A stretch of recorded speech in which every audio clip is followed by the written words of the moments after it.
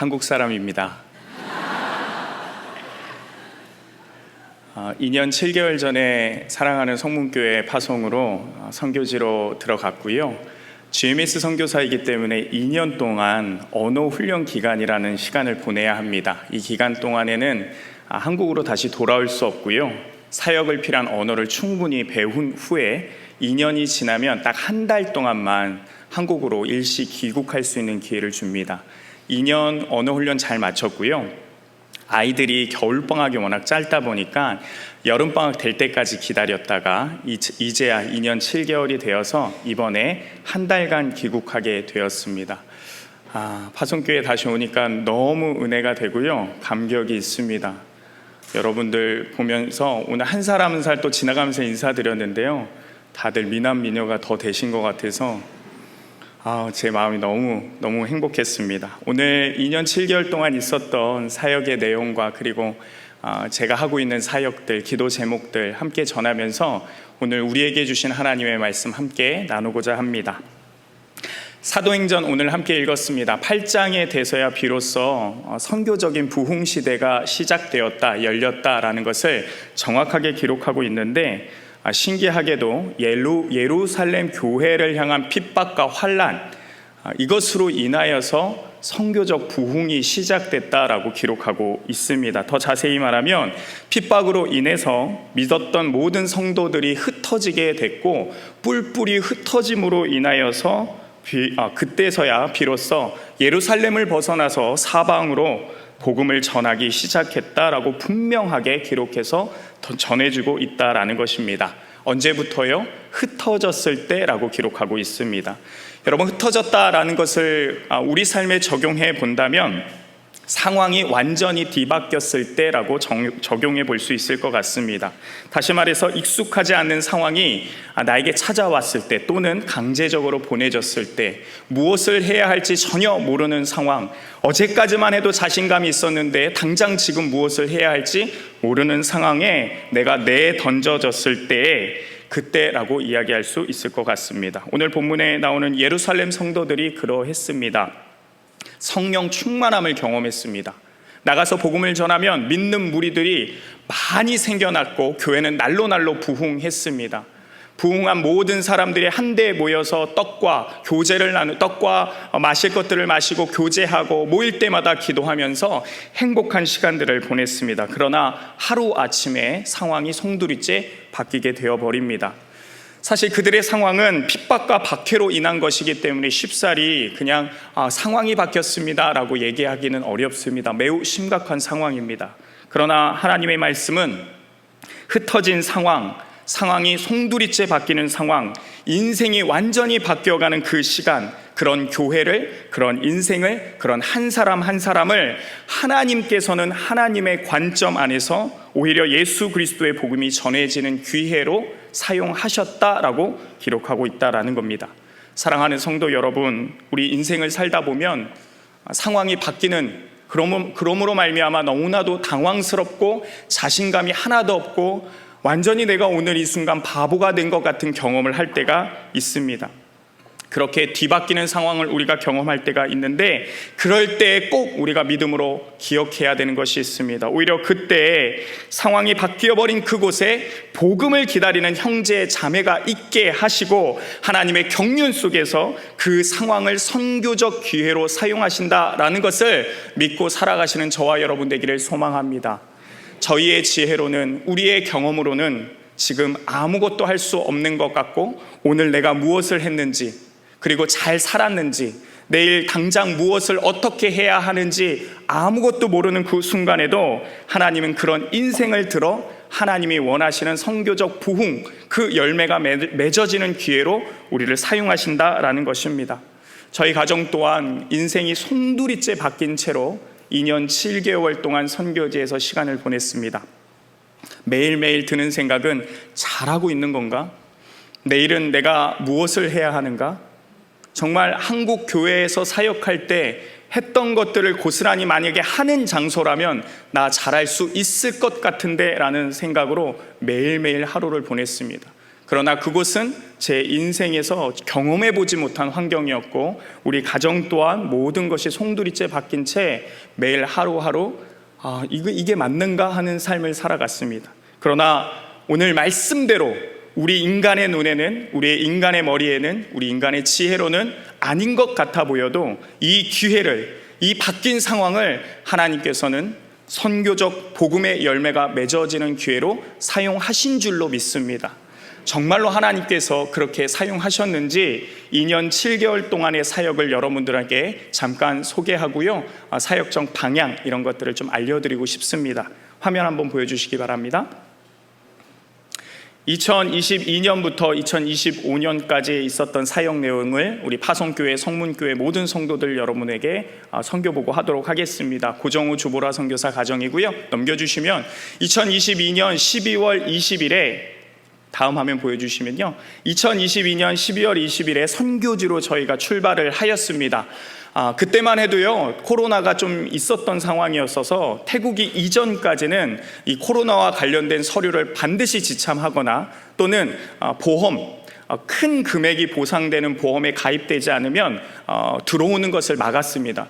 근데 감사하게도 저 때에 모든 서류나 절차들이 사라졌고요, 단순히 마스크만 쓰면 들어갈 수 있도록 하나님이 인도해 주셔서 갈 때 마스크를 쓰고 들어갔고요, 도착해 보니까 우리 맞아주신 선배 선교사님들도 모두 마스크를 쓰고 있었습니다. 하나님의 은혜로 무사히 잘 도착할 수 있었습니다. 그 다음 사진 보시면요, 저희가 들어가자마자 한 일주일 정도 정비를 하고요, 바로 삶에 뛰어 들어갈 수밖에 없는 상황이었습니다. 아이들은 1월 4일부터 학교를 가야 됐고 저희도 학원을 등록했는데 1월 6일부터 학원을 다녔어야 돼서 이것저것 빠르게 적응하고 바로 삶의 현장에 뛰어들었는데요, 정말 감사하게도 하나님이 은혜를 주시고 능력 주시고 지혜 주셔서 그리고 주변에 많은 사랑 있는 선배님들 만나게 해주셔서 잘 적응을 했습니다. 다음 그림 보여주시면요, 신년 모임을 시작으로 해서 첫 선교지 삶을 시작했는데 우리 함께 사역하는 선교팀이 있습니다. 잠시 후에 소개해드리겠습니다.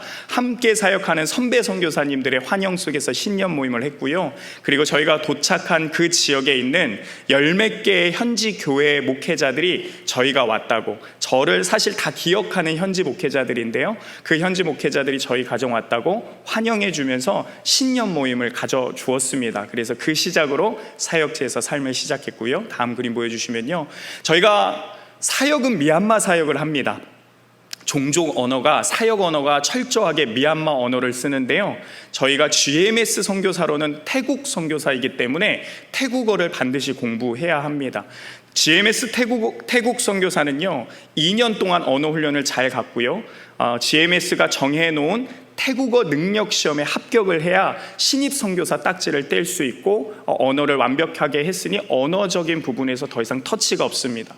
저희 가정은 사역 언어가 미얀마어기 때문에, 그러나 GMS 선교사이기 때문에 빠른 시간 내에 태국어 시험을 마무리하고 싶은 간절한 소망이 있었습니다. 그래서 일주일에 많게는 5번 또는 4일 정도를 학원에 가서 1년 열심히 태국어를 공부했습니다. 대부분 1년 안에 이 치앙마이라는 지역에서, 방콕이 아니라 치앙마이라는 지역에서 1년 안에 시험을 합격하는 게 어려운데요, 그 해에 다음 그림 보여주시면요, 이게 1년에 한 번밖에 없는 시험입니다. 그래서 시험에 떨어지면 1년 내내 또 수능인처럼 살아야 되거든요. 정말 스트레스가 장난이 아닙니다. 언어를 아무리 잘해도요, 이 시험 보는 이 기술이 떨어지면 또 떨어지는 게 이 시험이기 때문에 스트레스가 굉장히 많은 이 시험이기 때문에 1년 안에 합격하기를, 그래야 미얀마어를 배울 수 있으니까 1년 안에 합격하기를 마음으로 기도하면서 공부했는데요, 하나님의 진짜 큰 관건적인 은혜로 말미암아 1년 안에 시험에 합격하게 됐습니다. 정말 하나님의 큰 은혜입니다. 저희가 잘해서는 아니고요, 하나님이 그때 은혜 주셔서 1년 만에 합격하고요. 다음 그림 보여주시면 1년 동안 언어 훈련을 태국어로 하면서, 저희 선교부의 원래 모든 교회가 미얀마 교회인데 저희 집 근처에 한 2, 3년 전에 태국 교회가 하나 개척이 된 게 있습니다. 저희 팀 안에 있는 유일한 태국 교회였는데 거기가 가까웠기 때문에 언어를 배우면서 1년 동안 이 교회 가서 예배로 섬기고 예배 도우미로 섬겼습니다. 다음 넘겨주시면요, 미얀마어를 이제 2년 차 될 때 바로 시작할 수 있게 되었습니다. 태국어를 합격했기 때문에 그 누구도 저도 태국어 갖고 뭐라고 할 수가 없었기 때문에 감사한 마음으로 힘있게 미얀마어를 시작을 했습니다. 태국 내 미얀마 학원, 언어 학원은 없고요. 현지인을 찾아가서 현지 목회자와 집사님, 현지 목회자와 함께 주 3회 정도 찾아가서 열심히 미얀마어를 배웠고요. 이제 미얀마어를 배운 지가 한 1년 3개월, 많게는 1년 4개월 정도 지났는데요. 정말 하나님이 능력 주시고 지혜 주셔서 능숙하지는 않지만 4개월 전부터 미얀마어로 설교를 하고 있습니다. 너무 하나님의 큰 은혜입니다. 제가 지금 설명을 하다 보니까 왜 태국으로 가서 태국 선교사인데 미얀마 언어를 쓰고 미얀마 사역을 하십니까? 하고 궁금해하시는 분들이 분명 있을 겁니다. 미얀마 사역을 하려면 미얀마 가면 되는데 태국 내 미얀마는 무엇입니까? 이렇게 궁금해하시는 분들 계셔서 저희 선교부를 좀 소개하도록 하겠습니다. 저희 선교부 이름은요, 그레이스 선교부, 한국말로는 은혜 선교부입니다. 모든 것이 하나님의 은혜입니다 라는 뜻으로 은혜 선교부라고 붙였고요. 태국 내 미얀마 이주 근로자 및 난민을 위한 교회 개척을 주로 하는 사역팀입니다. 넘겨주시면요, 한 번 더 넘겨주시고 한 번 더 넘겨주십시오. 큰 그림 보겠습니다. 여러분, 태국하고 미얀마는요, 국경에 50% 가까이 붙어있는 나라입니다. 그래서 우리나라는 익숙하지 않은데 국경이라는 것이 자유로운 나라이기 때문에 미얀마 사람들이 과거로부터 태국으로 넘어가고 태국에서도 미얀마로 넘어갑니다. 심지어 국경에 태어난 사람들은 자기가 미얀마 사람입니다, 태국 사람입니다 말하지 않습니다. 그냥 종족으로만 자기를 설명을 합니다. 우리나라는 갈라져 있기 때문에 이게 분명해야 되는데 저렇게 맞닿아 있는 나라들은 그런 것들이 좀 모호합니다. 과거로부터 그래서 미얀마 사람들이요, 태국이 경제 수준이 높기 때문에 노동을 하기 위해서 수많은 미얀마 사람들이 태국에 넘어와서 이주 근로자로 생활하고 있었습니다. 과거에는 한 500만 명, 지금은 비공식적으로 750만 명, 그리고 난민 지금 사태가 벌어짐으로 인해서 약 1000만 명 가까이가 태국으로 넘어와서 살고 있는데요. 그런 미얀마 이주 근로자들 플러스 난민들을 대상으로 교회 개척을 하는 사역을 하는 팀이 바로 저희 은혜 선교부입니다. 넘겨주시면요, 처음 22년 전에 북부에 있는 치앙마이라는 도시에서 제1호 교회를 개척을 했고요. 감사하게도 이 교회는 날로 성장해서요, 지금 22년째 교회가 되었고, 성도들은 주일에 약 400명 정도가 모여서 예배를 하고 있고, 그뿐만 아니라 어머니 교회 역할을 잘 해줘서 분할 개척도 하고 우리 신학교 지원도 하고, 현지 교회가 현지 교회를, 현지 교회가 현지 신학교를 지원하는 모델로 잘 성장하고 있습니다. 22년 전에 우리 1호 선교사님께서 그레이스 선교부 이름으로 처음 북부 지역에서 이 교회 개척을 시작을 했고요. 이후에 팀이 합류하게 되면서 계속해서 확장해서 지금까지 교회 개척을 하되 미얀마인들을 위한, 이들 난민들을 위한 교회 개척 사역을 하고 있는 팀입니다. 넘겨주시면요, 총 9가정이 지금까지 함께하고 있고요. 저는 8번째 가정으로 들어갔습니다. 다른 분들의 얼굴을 가릴 필요가 있어서 가렸고요. 제 얼굴만 보여주었는데요. 여러 번 사진 교체를 원했으나 교체를 해도 똑같은 모습이어서 내가 저렇게 생겼구나, 내가 저렇게 현지인처럼 생겼구나 하고 그냥 받아들이고, 그냥 우리 성문교회 오면 좀 잘생긴 거 해야 되는데 그냥 했습니다. 제 얼굴이더라고요. 8번째 가정으로 들어가게 되었는데요. 사실 저희는 이 그레이스 선교부와 인연이 된 것은 벌써 15년 전부터 인연이 되었습니다. 왜 이곳에 저희 가정이 들어가게 됐는지 다음 사진으로 한번 설명을 해드리겠습니다. 넘겨주시면 질문입니다. 누가 한국인이게요? 네. 다들 좋아하시더라고요. 역시 이 부분을 좋아하시는 것 같습니다. 2010년도 제가 20대 초반이었을 때 하나님께서 허락을 해주셔서 인생 중에 단기 선교사로 1년 살 수 있는 기회를 주셨습니다. 그때 많은 선교사님들에게 메일을 보내고 요청을 했는데 요 팀에 있는 선교사님이 저를 받아주셨습니다. 그러나 그때는 잘 몰랐는데 가서 사역 내용을 보니 태국 내 미얀마 이주자 난민들을 위한 교회 개척 사역이었고, 그때 1년 동안 단기 선교사로 제가 사역을 해서 이 팀과 은혜를 받으면서 함께 사역을 했습니다. 하나님이요, 그때 이 사역을 하면서 제 마음 가운데 장기 선교사의 비전을 심겨주셨고요. 이제 돌아가서 나는 준비해서 장기 선교사로 나와야겠다, 요 팀으로 돌아와야겠다라는 마음을 가졌습니다. 그러면서 한국으로 돌아갈 때쯤 우리 선배 선교사님에게 이렇게 약속했습니다. 선배 선교사님, 제가 다시 돌아오겠습니다. 그러나 아직 할 게 많습니다. 돌아가서 대학교 졸업하고 신대원을 합격하고 여자친구를 만나고 여자친구와 결혼을 하고 강도사가 되고 목사가 되고 애 둘 난 다음에 파송훈련 받아서 파송교회 찾아서 돌아오겠습니다 라고 약속을 했습니다. 그런데요, 정말 하나님이 다 들어주셨습니다. 그래서 13년 만에 2022년도 마지막 우리 성문교회를 만나서 파송교회까지 찾고 만남으로 인해서 2022년 13년 만에 하나님이 이루어주신 약속 붙들고 다시 그 팀의 그 지역으로 그 사역으로 들어가게 되어서 제가 태국 내 이주민, 미얀마 이주민 사역을 하고 있는 것입니다. 넘겨주시면요, 2022년부터 교회 개척을 시작했고요. 그러다 보니까 현지 목회자를 키워야 돼서 저희가 신학교 사역을 2009년부터 메솥이라는 이 국경지대에서 세워서 지금까지 은혜 가운데 하고 있습니다. 저희 그레이스 선교부 교회는요, 개척하는 동시에 저희가 목양하고 저희가 목회하는 게 아니라 현지 목회자를 세웁니다. 그래서 현지 교회와 현지 목회자를 동시에 세우는 저희는 선교 전략을 쓰고 있고요. 그래서 교회 개척수가 우리 현지 목회자 가정수와 똑같습니다. 감사하게도 지금까지 큰 분열 없이 지금까지도 현지 목회자들과 리더십을 이양하고 공유하면서 지금까지 사역하고 있고요. 그러다 보니까 교회 사역을 하다 보니까 한 가지 또 큰 사역이 추가가 됐는데, 여러분, 이주자들이 자녀들을 데리고 오거나 난민들이 데리고 오다 보니까 이 아이들이 학교를 못 가는 겁니다. 태국에서 절대로 미얀마인들을 허락을 안 합니다. 좋아하지 않습니다. 우리나라도 감정적으로 좋지 않은 종족과 나라가 있는 것처럼 태국과 미얀마가 그런 사이이기 때문에 태국 학교가 미얀마인들을 싫어하고 학생들이 언어가 안 되기 때문에 받아주지 않습니다. 고스란히 그냥 난민이 되어버려서 이런 아이들을 두고 사역을 하겠다 하는 단체가 여러분 어디 있냐면 신기하게도 교회밖에 없습니다. 다른 단체들도 충분히 있을 수 있지만 많은 조건들을 따지지만 교회는 그 지역에 있으면 이런 영혼들을 가만히 두지 않습니다. 다 품어서 사역을 하기 때문에. 그래서 여러분, 어느 곳에 가든지 간에요, 교회는 반드시 있어야 합니다. 교회가 있어야 그 땅에 세상이 할 수 없는 일을 할 수가 있습니다. 그래서 세워진 교회들이, 감사하게도 저희는 국경지대 난민 지역에 저희가 세운 미얀마 교회가 있기 때문에 그 교회들이 그 아이들을 받아줬고 사역을 시작했습니다. 평일날 가르치고 먹이고 입히고 마치 고아원처럼 그렇게 사역을 해서 난민 학교가 시작이 됐고요.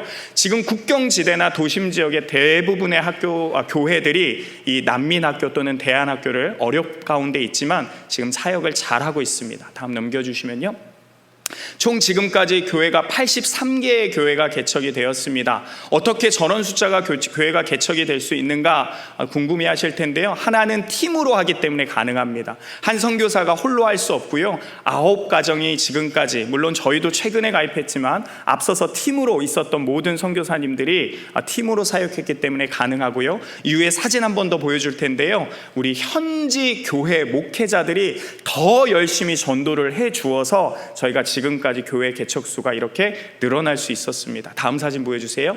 교회 사진들입니다. 잠깐 보여드리겠습니다. 큰 교회는 아까 말씀드린 것처럼 300명, 400명 모이는 교회도 있고요. 적게 모이는 교회는 여전히 10명, 5명 모이는 교회도 있지만 모두 다 하나님께서 허락해줘서 은혜교회라는 이름을 붙여서 지금까지 개척을 했고요. 지역을 앞에 붙입니다. 그래서 메꽁깬 은혜교회, 메솥 은혜교회, 람푼 은혜교회에서 그렇게 지금까지 개척을 하고 있습니다. 다음 사진 보여주시고요. 신학교 사역의 사진을 잠깐 보여드립니다. 1학년부터 4학년까지 있고요. 신학생들인데요, 많게는 20명, 적게는 10명 정도 한 학년에 있고요. 그 때에 따라 좀 다릅니다. 그래서 올해도 계속해서 신입생을 뽑아서 신학교 사역을 하고 있고, 이 신학교도요, 저희가 과거에는 저희가 메인 교수였는데 한국 선교사님들이 지금은 현지화가 돼서 메인 교수들이 다 현지 미얀마 사람들이고, 오히려 선교사는 지금 강사 역할을 하고 있습니다. 리더십 이양을 하는 게 저희의 방향성이기 때문에 지금 감사하게 잘 되고 있습니다. 다음 사진 보여주시면요, 대안학교 사진을 한번 보여드리려고 했는데요, 저기 큰 사진이 있는 저 학교가 우리 작년에도 그랬고 이번에도 그렇고 우리 팀이 올 때, 우리 성문교회 팀이 올 때 방문했던 곳인데요, 메거사 은혜교회에 있는 난민학교입니다. 지금은 280명, 거의 300명 정도 되는 아이들이 정말 열악한 가운데 모여서 공부하고 있는데, 그 열악한 가운데 속에서도 공부할 수밖에 없는 건 다른 데서 이들을 받아주지를 않습니다. 그래서 사역하고 있고요. 다음 그림 보여주시면 5개의 지역으로 나눠서 선교를 하고 있습니다. 저희가 9가정이 되고 이제는 숫자가 늘어났기 때문에 2가정 또는 3가정 또는 1가정 이렇게 5개의 지역으로 나눠서 지금 전략적인 선교를 하고 있습니다. 치앙라이 메사이 지역이 맨 꼭대기인데요. 골든 트라이앵글이라고 들어보신 적 있을 겁니다. 그 지역을 말하고요. 치앙마이가 첫 번째 사역지 노란색 지역, 그리고 그 아래가 신학교가 있는 메소 국경 지역입니다. 빨간색은 미얀마 아예 내지입니다. 양곤과 따옹지 그쪽까지 해서 교회가 개척이 돼 있고, 사실 저희가 사역적으로는 가장 사역 불모지이자 앞으로도 사역이 필요한 곳이 한 군데 더 확장했는데 그게 방콕 인근 중부 지역입니다. 저기는 아직 교회가 매우 적은 상태인데 저기까지 포함해서 5지역 그리고 선교사님 나눠서 선교를 하고 있습니다. 다음 그림 보여주시면 제가 꼭 보여드리고 싶은 사진을 준비했습니다. 미얀마 현지 목사님 얼굴들인데요. 첫 번째에 있는 저 빨간 배경으로 있는 저분은 제 1호 교회 담임 목사님이고요. 22년 거의 23년을 저희 팀과 함께 하고 있습니다. 저렇게 각 지역마다 엄마 교회 역할을 하는 리더가 되는 우리 현지 목회자들이 지금까지 너무 잘해주고 있고요. 이 관계 때문에, 이 깨지지 아니하는 선교사와 현지 목회자들의 이 관계 때문에 22년 지금까지 은혜롭게 사역할 수가 있었습니다. 정말 수고를 많이 해주고 있고요. 이들도 사실은 고향은 다 미얀마인데 태국으로 넘어와서 선교사처럼 부모님과 떨어져서 살고 있는데요. 이들을 통해서 하나님이 정말 큰 일을 지금도 많이 하고 있고요. 저희 선교팀은 이 모든 분들에게 리더십을 이양하는 것이 최종 목표입니다. 저들이 완전히 100% 현지화돼서 선교사의 도움 없이 사역하는 것이 저희의 방향인데 감사하게 잘 진행되고 있고요. 저희가 그렇게 얘기해요. 너희가 자립해야, 너희가 독립해야 우리가 다른 지역에 그 재정으로 또 교회 개척한다. 다 이해해주고 있고요. 다 기도하고 있습니다. 그래서 지금까지 사역을 해주고 있고요. 다음 그림 보여주시면요. 2년 전에 현지 목회자 가정들 수련회를 한번 했습니다. 전체 다 모아보니까 한 250명 정도 자녀까지 모여서 수련회를 했고요. 저 때에도 우리가 예산이 필요한 부분들을 선교사에서는 한 40% 정도 지원했고요. 나머지 60%는 현지 교회가 다 감당을 했습니다. 저희가 그때 그 모습을 보면서 잘 이양되고 있구나, 성장하고 있구나, 저런 부분에서 우리가 하겠습니다 하는 건강한 현지 교회가 세워지고 있구나 하면서 많이 감동을 했는데, 그때 한번 하고 나서 예산 문제로 저희가 이제는 지역별로 해라, 지금은 이제 지역별로 방콕이면 방콕, 치앙마이는 치앙마이, 그렇게 현지 목회자 수련회를 1년에 한 번, 2년에 한 번 하고 있습니다. 다음 그림 넘겨주시면요. 그렇게 있는 그레이스 은혜 선교부 안에서 제가 2년 7개월 동안 사역을 했습니다. 언어를 2년 동안 하면서 주 언어로 사역은 시간은 언어를 많이 보냈지만 기회 주시는 대로 사역에 함께 동참했는데요. 주사역이었던 교회 개척 사역도 하나님이 허락해 주셔서 함께 했습니다. 제가 있는 동안 한 4개 정도 교회가 개척이 되었고요. 넘겨주시면 멤버 케어 사역, 이 현지 목회자들을 또 케어하는 게 선교사들의 사역이겠다 해서 따로 부서를 만들었습니다. 그래서 소천하거나 입원하거나 출산하거나 난민 상황 때문에 너무 어려운 그런 교회들을 특별히 찾아가서 저희가 돕는 사역을 하는 게 멤버 케어 사역인데요. 저희 가정에게 이걸 아예 따로 분류해서 해봐라 해서 저희가 2년 7개월 동안 은혜 가운데 잘 감당하였습니다. 다음 사진은 보여주시면 세이브 미얀마 지진이 있을 때나 홍수가 있을 때 하는 프로젝트 사역이었는데요. 제가 있는 동안 지진 피해가 크게 났었고요. 지진만큼이나 되게 큰 피해가 뭐냐면 1년에 한 2번 정도 홍수가 납니다. 물에 다 잠길 정도로 홍수가 많이 나요. 미얀마인들이 사는 것이 원래 그렇습니다. 다 밀려나다 보니까 비 피해가 나면 배수가 안 되는 곳에 살고 교회를 또 그런 데 짓다 보니까 문제가 있는데, 그럴 때마다 이 세이브 미얀마 사역을 하면서 그들을 돕고 건축해주고 하는 사역도 하나님이 기회 주시는 대로 저희도 2년 7개월 함께 했습니다. 다음 그림 보여주시면요. 난민학교 지원입니다. 저희가 난민학교가 있다 보니까 저희 가정도 이 학교를 지원하는 사역에 초청받고 초대받아서 기쁨으로 감당하였습니다. 잠시 후에 또 그림을 한번 보여드릴 텐데요. 지금 사진 속에 있는 저 학교, 저 그림들은요, 우리 성문교회가 단기팀을 1차, 2차 왔다 간 후에 헌금해 주시고 도와주심으로 말미암아 차도 사고 건축도 하고 한 난민학교입니다. 그 학교에 대해서 또 한번 설명해 드리겠습니다. 넘겨주시고요. 제가 목사이기 때문에 말씀을 가리키는 사역을 기회 주시는 대로 하였고, 한국어도 가리키는 시간이 있어서 한국어를 가리키기도 했습니다. 저희 아내는 음악이 전공이어서 청소년, 미얀마 청소년들에게 음악을 가리켜서 중찬단 또는 합창단 이렇게 하는 사역들을 하게 되었습니다. 또 한번 넘겨주시고요. 단기 선교팀이 오면 선교사가 열심으로 사역하는 것이 또 하나 중요한 사역입니다. 왜냐하면 평소에는 할 수 없는 사역을 단기팀이 오면 가능해지기 때문입니다. 많은 무리들을 모아서 함께 주일학교 수련회 할 수 있는 건 평소에 하기가 어렵고 단기팀이 올 때만 가능한데요, 감사하게도 2년 7개월 동안 단기팀이 여러 팀이 와줘서 저와 함께 단기팀을 했고요. 저 또한 성장하는 시간들이었습니다. 특별히 우리 성문교회가 2번이나 저 있을 때 와주었는데요. 빠르게 사진 한번 보겠습니다. 다음 넘겨주시면 1차 때 사진이고요. 네, 넘겨주시고요. 미얀마 아이들입니다. 난민학교에 있는, 넘겨주시고. 여기가 제일 큰 미얀마 난민학교입니다. 지금은 한 280명 정도 모이는데, 그날도 아마 아이들을 다 저기 모이게 할 수가 없어서 한 100명 정도는 빼고 모였던 걸로 기억합니다. 넘겨주시고요. 네, 또 넘겨주시고. 밥하는 이제 또 다른 메꽁깬 은혜교회라는 교회에서 우리가 식사를 제공해서 직접 함께 식사했던 시간들 넘겨주시고요. 그리고 헌금해 주셔서 교회 차를 헌물할 수 있었습니다. 저 전도사님이 아이들을 아침, 저녁으로 한 20번 왔다 갔다 하면서 아이들을 데리고 오토바이 하나로 그렇게 했거든요. 빗길이 오면 너무 위험한 거예요. 그런 또 상황들 가운데 기도 제목을 냈고, 그때 함께 했던 우리 단기팀에서 헌물해 주셔서 차를 헌물할 수 있었습니다. 다음 그림 보여주시고요.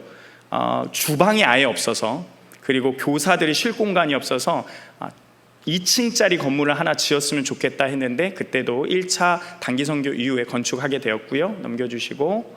이렇게 완공이 잘 됐습니다. 넘겨주시고요. 그리고 1차 때 왔던 교회, 찾아간 교회 중에 메거사 은혜교회라는 교회가 있는데, 아까 말한 280명 모이는 교회 옆에 부지가 하나 있었는데요, 부지가 이제 교회 부지가 아니다 보니까 항상 눈치 보면서 들어갈 수도 없고 아이들이 쉬는 시간에 뛰어놀 공간이 없었는데, 1차 단기선교팀이 온 이후에 구매를 할 수 있어서 저 땅도 헌물했고요. 요번에 2차 단기팀이 왔을 때 저곳에서 막 비행기도 날리고 뛰어다니고 했던 사역도 했습니다. 다음 그림 넘겨주시고요. 네, 이렇게 애들이 뛰어다니고 있고요. 넘겨주시고요. 이게 2차 단기팀, 요번에 왔던 2월에 왔던 우리 성문교회 단기팀 사진입니다. 넘겨주시고요. 네, 넘겨주시고. 네, 넘겨주시고. 네, 넘겨주시고요. 네, 또 계속 한 번씩. 네, 함께 보겠습니다. 넘겨주시고. 네, 넘겨주시고. 넘겨주시고요. 감사합니다. 넘겨주시고 하고, 저희가 이제 메솥에서도 사역을 했지만, 제가 사실 잠시 후에 설명하겠지만 치앙마이 있는 동안 제가 주 사역지가 또 따로 있었습니다. 제가 1년 내내간 또 미얀마 교회가 있는데요, 그 교회에 단기팀 우리 성문교회가 오니까 함께 좀 시간을 보내고 싶어서, 거기는 청소년들이 모여 있거든요. 미얀마 청소년들이 거기에 와갖고 우리 또 성문교회가 함께 축구도 해주고, 함께 다음 그림 보시면 너무 좋아하는 한국 음식, 아이들의 한국 음식을 너무 좋아하거든요. 한국 음식 해줘서 먹었고요. 다음 그림 보시면 떡볶이를 씻는 장면이죠. 네, 다음 그림 보여주시고, 이렇게 함께 식사하고 넘겨주시고, 헌금하고 넘겨주시고요. 함께 마지막 사진 찍었습니다. 넘겨주세요. 네, 미얀마 친구입니다. 넘겨주시고요. 이번 2차 때 온 단기팀에서 헌금을 해주셔서요, 메꽁깨 은혜교회라는 교회에 학생들을 위한 화장실을 건축을 할 수가 있게 되었습니다.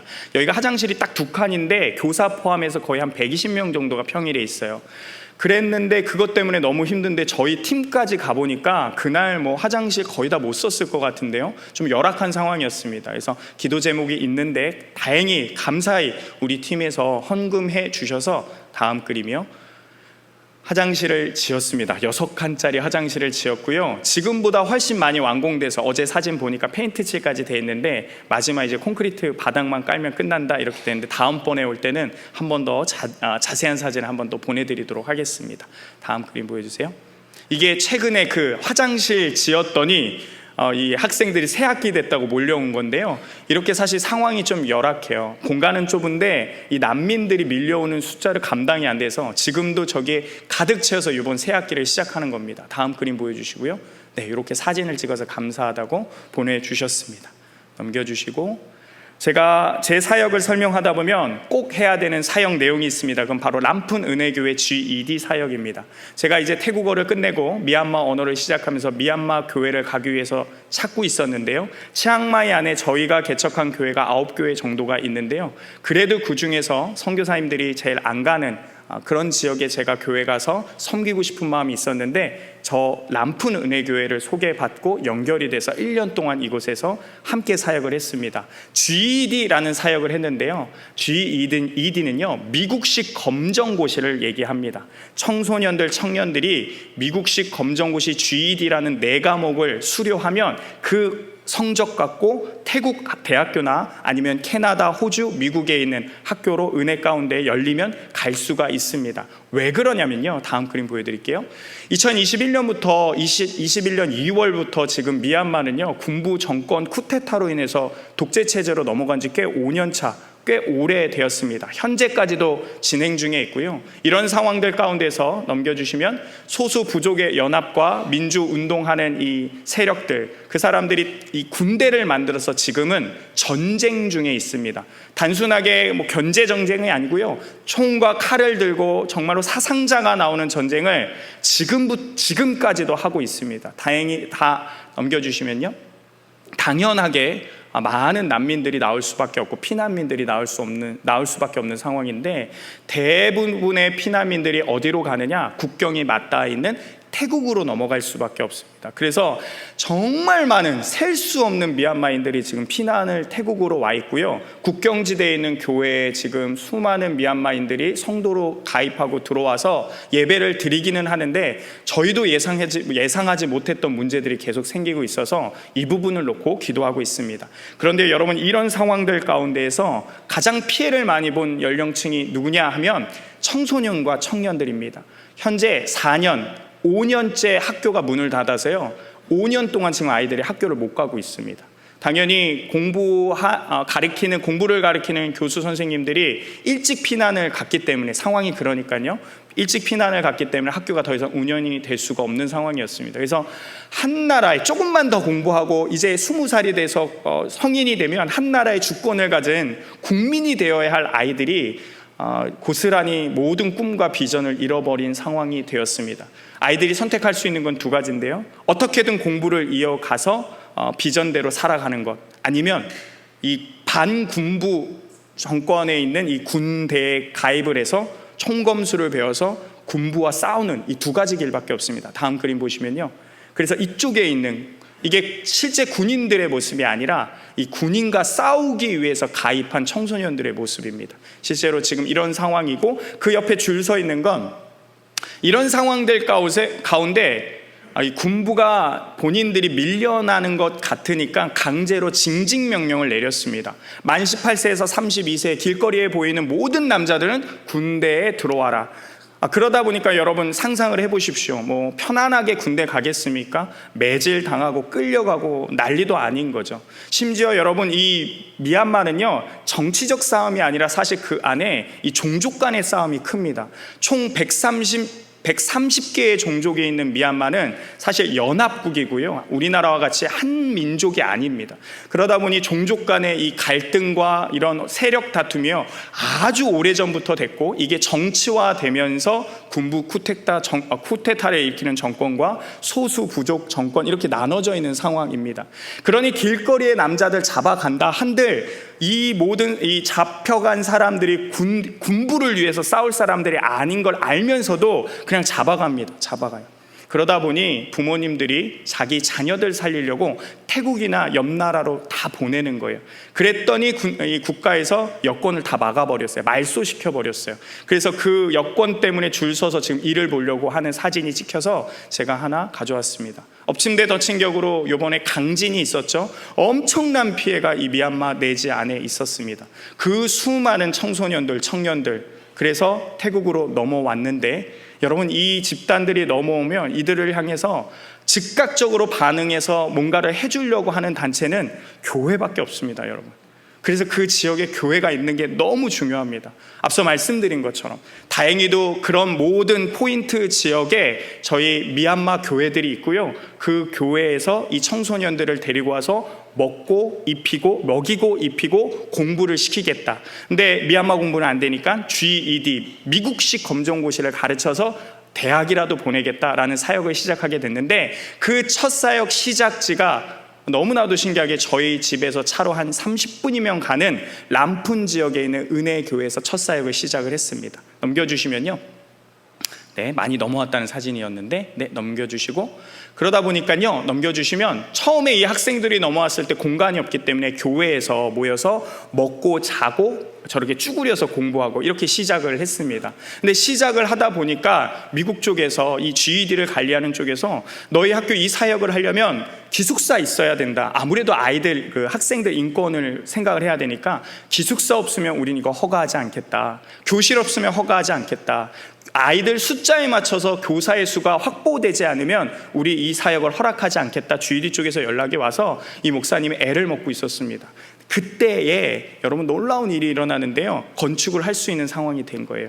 어떻게 된 거냐? 미국으로 난민 신청해서 넘어간 미얀마 사람들이 교회를 세웠고, 그 미얀마인들이 헌금을 해서 이걸 미얀마 어려운 쪽에 보내자. 그래서 흘러 그 헌금이요, 이 람푼 은혜교회에 도착한 겁니다. 아무 관련이 없어요. 그러니까 여러분, 참 제가 이 소식을 들을 때 너무 감동했던 건, 그 미얀마 난민들이 여기 태국으로 넘어와서 한 5년, 길게는 10년 정도 난민 신청하고 여기서 영어 공부하다 보면 미국, 캐나다, 호주로 보내줘요. 비자를 받아서. 근데 그곳에 가서 모여서 교회를 이룬 거예요. 제가 이 이야기를 듣고 정말 이 순간 한순간, 요때에, 다음이 아니라 이때에 예수님을 믿도록 복음을 전하는 게 중요하구나. 언제 저기 가서 이렇게 쓰임받을지 아무도 모르는 거구나. 그래서 여러분, 정말로 그렇습니다. 우리 주일학교 학생들 생각할 때 지금은 아닌 것 같지만 이 순간 예수 그리스도 믿으면요, 언제 어떻게 하나님 앞에 쓰임받을지 모르는 겁니다. 그렇게 헌금이요, 여기에 도착을 했어요. 근데 여러분들 건축 관련돼서 다 아시는 것처럼 하다 보니까 잔금 처리할 때 한 15% 정도 헌금이 이 예산이 부족한 거예요. 부족하다 보니 여기 현지 교회 범종 목사님께서, 원래 범준이라고 하는데 저희는 그냥 편하게 범종 그러는데요, 범종 목사님께서 우리 선교사 기도회 때, 매주 목요일 기도회 때 나와서 기도 제목을 얘기한 거예요. 이런 상황입니다. 빨리 잔금이 치러질 수 있도록 기도해 주세요. 기도 제목을 말했는데, 저희 현지 목회자들은 절대 선교사들한테 돈 주세요라고 얘기하지 않습니다. 저희가 그렇게 양육하지도 않았고요. 철저하게 교회의 사역은 기도 가운데 허락해 주신 헌금 가운데 사역을 하는 걸로 우리가 그렇게 가르쳤고, 함부로 선교사들에게 손을 내밀지 않는 문화가 건강하게 자리를 잘 잡은 이 교회들입니다. 그래서 그때도 도와주세요가 아니라 기도해 주세요 하면서 이야기를 했어요. 제가 그때 가나다라 배우고 안녕하세요, 밍글라바, 뚜야라, 완따바레 이 정도 할 수 있는 수준이어서 옆에서 기도 제목 얘기하는데 하나도 못 알아들었습니다. 근데 막 눈물 흘리고 막 간절하게 얘기하니까 제가 옆에 있다가 아멘, 아는 척 해야 되지 않습니까? 아멘 했어요. 근데 힘을 받아서 돌아가더라고요. 그리고 3일 있다가 함께 있던 우리 한국 선교사님이 전화가 왔어요. 정우야, 함께 람푼 은혜 교회 가자 해서 네 선교사님하고 갔죠. 갔더니 이제 그 사역을 저희 가정이 책임져 줬으면 좋겠다라는 거예요. 헌금도 하고 1년 동안 이 사역이 잘 세워지는지 한국 선교사가 도와야 되는데 너희 가정이 했으면 좋겠다, 이렇게 말씀해 주신 거예요. 저는 기쁜 마음으로 받았습니다. 이거 우리가 했으면 좋겠다고 받았어요. 근데 여러분, 어찌됐든 헌금을 해야 되지 않습니까? 근데 그때 제가 뭘 갖고 있었냐면, 제가 파송받을 때 우리 성문교회와 성문교회 모든 성도님들이 한 마음으로 도와주셨던 그 헌금들이 아직 조금 남아있는 게 있었어요. 그때 저희가 치앙마이 처음 들어갈 때 가구들을 많이 구입 안 해도 되는 상황이어서 정착금이 일부가 남아있는 상황이었고 11조처럼 또 쌓아놓은 금액도 있었어요. 딱 보니까 이거 헌금하면 여기에 딱 쓰임 받을 것 같은 거예요. 그래서 기쁜 마음으로 아내와 이야기해서 헌금을 했습니다. 헌금할 때에 이 돈은 지금 내가 교회에 보내서 도와주세요 해서 받은 게 아니고 1년 전에 내가 선교지에 올 때 성문교회라는 내 파송교회 성도들이 헌금해 준 걸 쌓아놓은 거다. 그리고 내가 11조처럼 쌓아놓은 거다. 이거를 너의 교회를 위해서 헌금하고 싶다. 제가 정확하게 성문교회라고 이야기를 해서 전달을 했습니다. 여러분 너무너무 감사하고요. 덕분에요, 다음 그림 보시면 건축이 잘 됐고요. 저희가 드린 헌금으로 저 앞에 이 마당을 건축할 수 있었고 기숙사를 세울 수 있었습니다. 처음에는 23명 정도가 모여서 남자 13명, 남자 12명, 여자 12명, 24명 정도가 모여서 처음 기숙사를 했는데요. 원래 인원수 제한이 거기까지만 됩니다. 그런데 지금은 한 40명 정도가 모여서 한 침대에 3명씩 모여서 자면서 지금 하고 있어요. 원래는 그러면 안 되는데 너무 미얀마 상황이 계속 안 좋아지니까 그냥 부모님들이 제발 살려달라고 우리 아이 그냥 아무 데서나 자도 되니까 받아달라고 해서 계속 받다 보니까 숫자가 늘었는데 열악한 공간이지만 그래도 교회가 부흥했고 많은 아이들을, 청소년 아이들이 하나님 안에서 비전을 꿈꾸는 사역을 1년 동안 할 수 있었습니다. 다음 그림 보여주시면 올해 12명의 학생이 수료를 했고요. 그중에 6명의 학생이 대학을 진학을 했습니다. 제가 1년 동안 그래서 저 사역을 같이 하면서 우리 현진과 같이 하면서 그리고 이 교회 가서 언어도 배우고 설교도 하고 그랬는데요. 재미난 건 제가 사진 사역하는 걸 몇 장을 준비했는데 옷이 다 똑같아요. 흰색 옷이에요. 절대로 오해하지 말아주셨으면 하는 게 1년 3개월 열심히 사역했는데 중요한 날만 제가 저 옷만 입었더라고요. 제가 제일 좋아하는 흰색 날씬해 보이는 옷인데, 그래서 다음 그림도 보여주시면 저희가 람풍교회랑 마지막 하는 그 마지막 날에도 저 옷을 입고 있어요. 네, 여러분 정말 1년 하루 만에 찍은 사진 아니라 열심히 사역하면서 찍은 사진인데 다음부터 옷을 좀 바꿔야 될 것 같습니다. 저희가 좀 이따 설명하겠지만 람푼 은혜교회가 1년 반 동안 저희랑 사역했고 이제 학교가 안정이 돼서 이제 자립했다라고 생각해서 저희가 이제 다른 지역으로 가겠다 해서 마지막 예배를 드렸습니다. 그때 감사하는 마음으로 선물을 받았고요. 저희 2 자녀에게도 이 교회가 감사패를 주었습니다. 여러분 좀 이해가 안 되는 부분이기도 했거든요. 아이들까지 선물을 줘서. 그런데 이게 태국 사람하고 다른 미얀마 사람들의 어떤 이 마음가짐인데요. 정말 한국인처럼 정이 많습니다.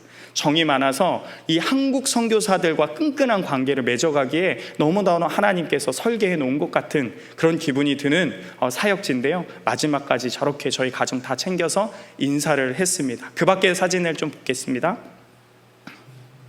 그 밖에 보시면 다음 그림 보여주시면 지역이 넓다 보니까요, 저희가 이곳저곳 또 필요할 때마다 호출 받을 때마다 저희 선교사 가정이 이동해서 이곳에서 저곳에서 사역을 하고 교사 교육도 하고 하는 사역을, 주 사역은 사실 언어를 습득하고 적응하는 거였지만 하나님이 기회 주시고 은혜 주셔서 그 가운데에 기회 줄 때마다 재밌게 힘있게 사역을 하였습니다. 다음 그림 넘겨주세요. 네, 여기 얼굴 보여주시면 됩니다. 이렇게 여러분 2년 7개월이라는 시간 동안 사역을 하고 저희가 한국에 일시 귀국하였습니다. 짧은 시간이었지만 그래서 한 번에 많은 것들이 바뀌어서 와, 정말 오늘 내가 잘 산 거 맞나? 내일은 어떻게 하지? 하루하루 살아갔지만 그럼에도 불구하고 하나님은 이런 저희 가정을, 이런 저의 인생을 하나님 나라 확장하는 도구로 사용하신 줄 믿습니다. 그러나 여러분, 제가 2년 7개월 동안요 있으면서 여러분과 꼭 나누고 싶은 말씀이 있습니다. 바로 오늘 본문 말씀입니다. 그것은 무엇이냐? 흩어짐과 같은 환경적 조건이 내 삶에 찾아왔을지라도 결국에는 예수 그리스도의 복음을 전하는 자가 없으면 열매는 맺어지지 않더라입니다.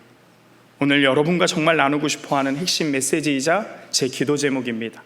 오늘 말씀 4절에 보면 이렇게 기록되어 있습니다. 그 흩어진 사람들이 두루 다니며 복음의 말씀을 전할세. 여러분, 흩어짐을 당하는 그 상황들 가운데 오늘 본문에 기록된 것과 같이 누가 있었다라고 기록하고 있습니까? 그 안에 복음 전하는 자가 있었다라고 기록하고 있습니다. 너무나도 중요한 진리의 말씀입니다, 여러분.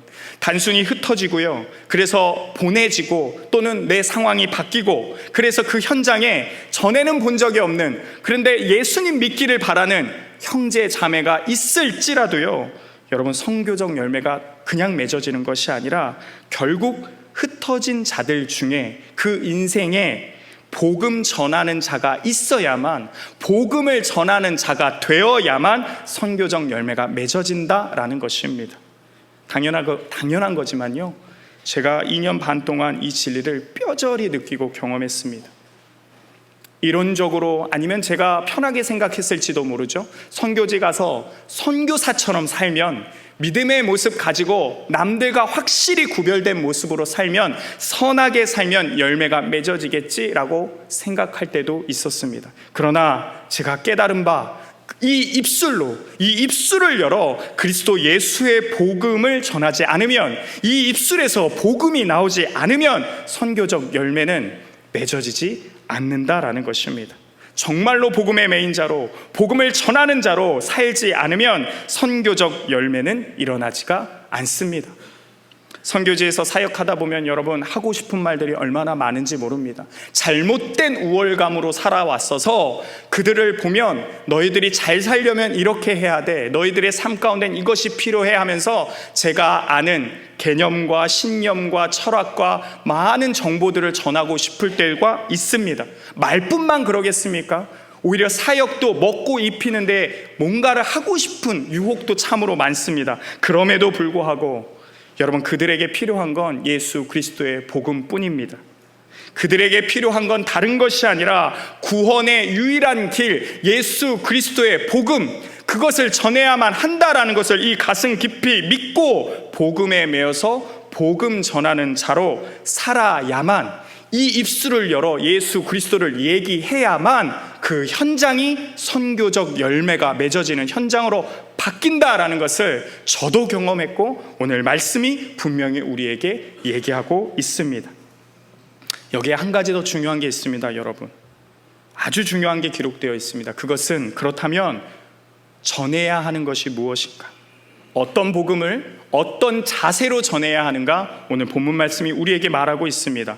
여러분, 이 선교적 부흥, 이 시작, 사도행전 8장, 이 시작되는 이 앞장에 엄청난 사건이 하나가 나옵니다. 그것은 스데반 집사 순교 사건입니다.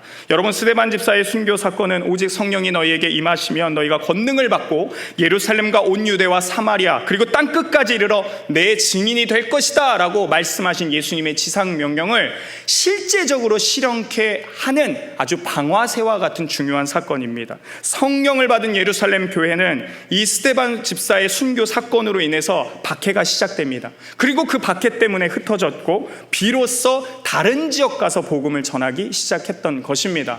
그래서 오늘 본문 말씀에 보면 빌립이 사마리아로 내려갑니다. 처음 간 거죠.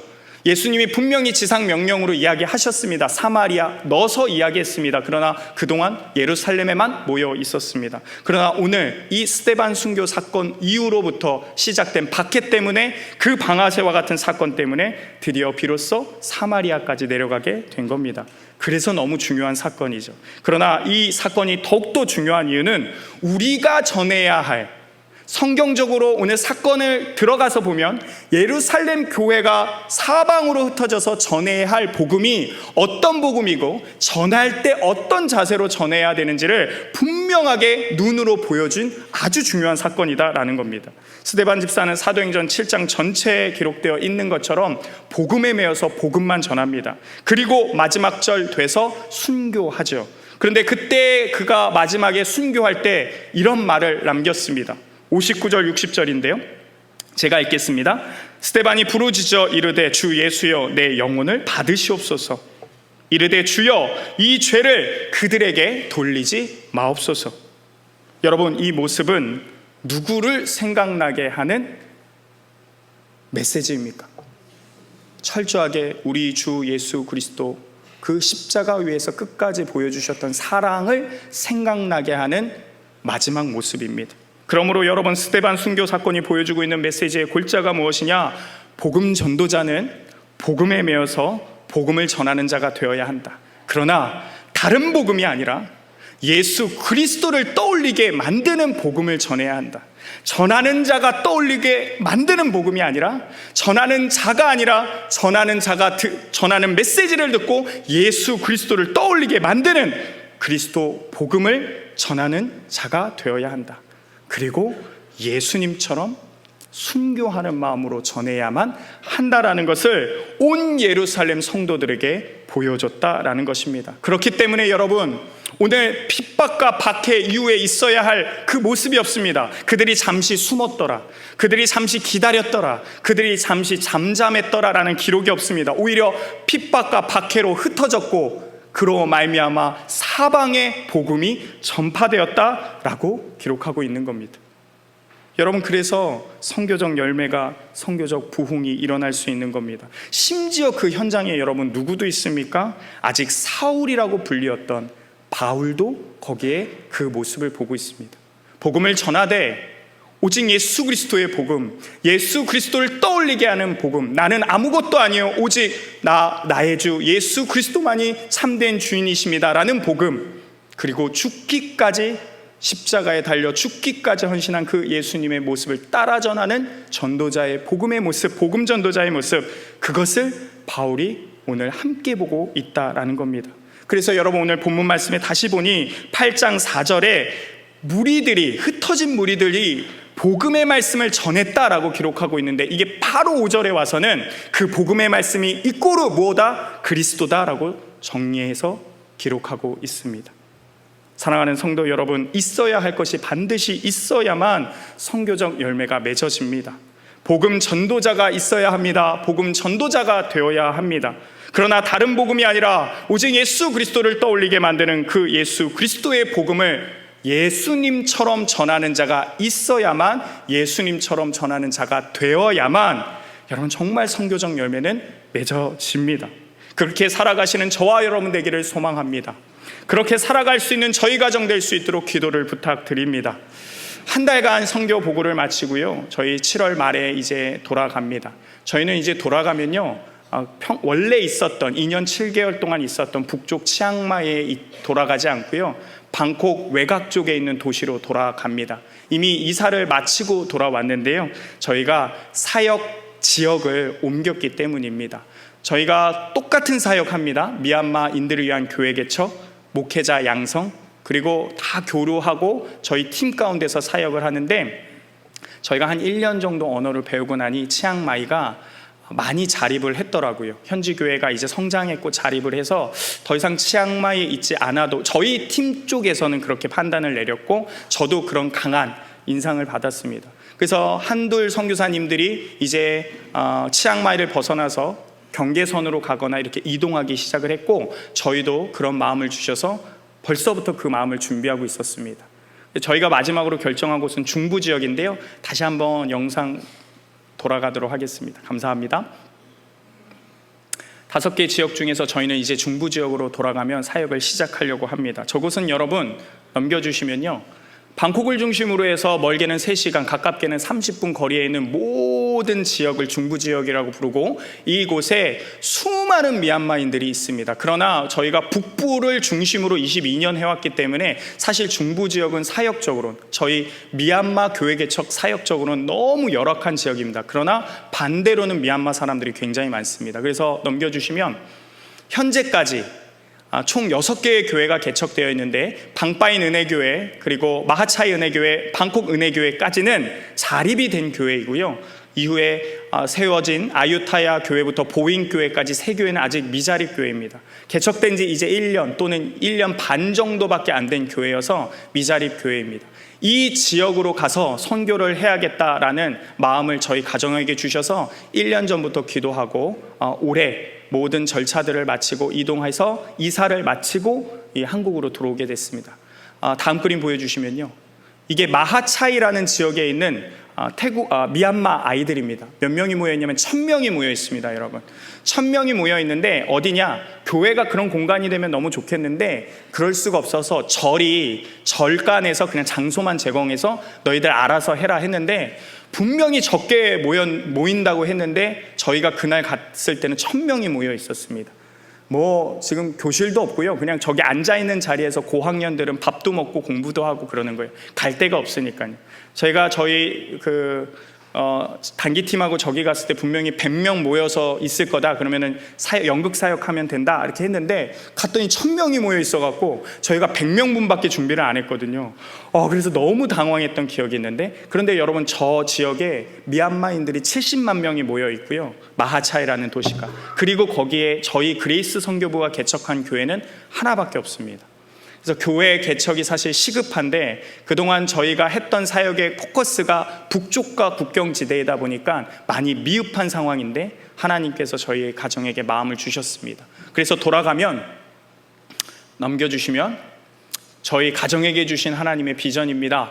7번째 은혜교회, 8번째 은혜교회, 9번째 은혜교회, 10번째 은혜교회까지 하나님이 허락해 주신다면 20년, 30년 저 교회들을 세우고 현지 목회자들을 건강하게 세운 다음에 하나님 품으로 가는 게 소망이고 꿈입니다.